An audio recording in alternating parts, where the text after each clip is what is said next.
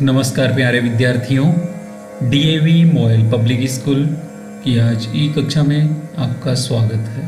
आइए आज मैं आपको पढ़ाने जा रहा हूँ आपकी कक्षा 8वीं में नैतिक शिक्षा के अंतर्गत पाठ 11 योग की द्वितीय सीढ़ी नियम। इसके तीसरे भाग में आज हम पढ़ेंगे ईश्वर प्रणिधान। योग की द्वितीय सीढ़ी के 5वें नियम के अंतर्गत योग के 8 अंगों में यम के पश्चात ये जो दूसरा स्थान आता है नियम का, जैसा कि पूर्व वीडियो में मैंने आपको बताया था शौच के बारे में, जिससे कि हमारे शारीरिक और मानसिक पवित्रता पर बल दिया गया है। द्वितीय नियम के अंतर्गत संतोष,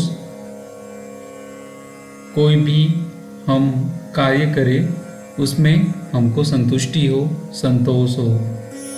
तीसरा नियम तप, जीवन पथ पर आगे बढ़ने के लिए सुख दुख, भूख प्यास, सर्दी गर्मी, इन सबको सहन करते हुए हम अपने कर्तव्य पथ पर आगे बढ़ते हैं, यही तो तप है।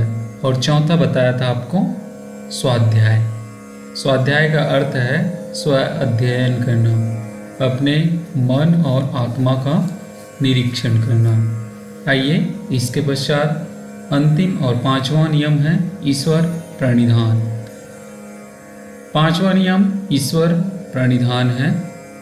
ईश्वर प्रणिधान का अर्थ है अपने सब कर्मों को ईश्वराधीन मानकर उसी के सेवा में अर्पण कर देना। अर्थात इस संसार का निर्माण करने वाला ईश्वर है और उसी के आधार पर हम कर्म भी करते जा रहे हैं। इसका अर्थ यह है कि जो भी कर्म करें फल सहित उनको ईश्वर को भी अर्पण कर देना चाहिए। अर्थात हमारा सारा कर्म, हमारा सारा फल ईश्वर द्वारा बनाए गए नियति नियम पर टिका हुआ है। ईश्वर प्रणिधान की भावना रखने वाला भक्त जो भी कर्म करता है उसे पूरी सावधानी से करेगा, क्योंकि वह जानता है कि उसका सारा कर्म ईश्वर को अर्पण करने के लिए ही है। ईश्वर को साक्ष्य मानकर हम कर्म करते जाएं और अच्छे बुरे कर्मों के बारे में हम जानें। अच्छे कर्मों को ग्रहण करते हुए उनके फल को ईश्वर को समर्पित करें।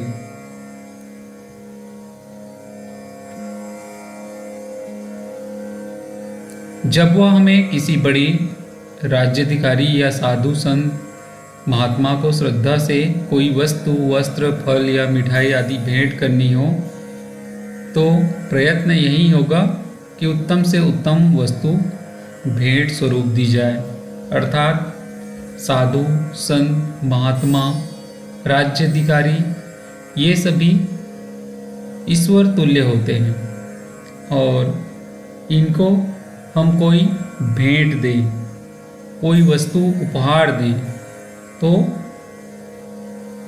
वह शुद्ध हो, फल कच्चा या सड़ा गला ना हो, मिठाई शुद्ध घी की हो।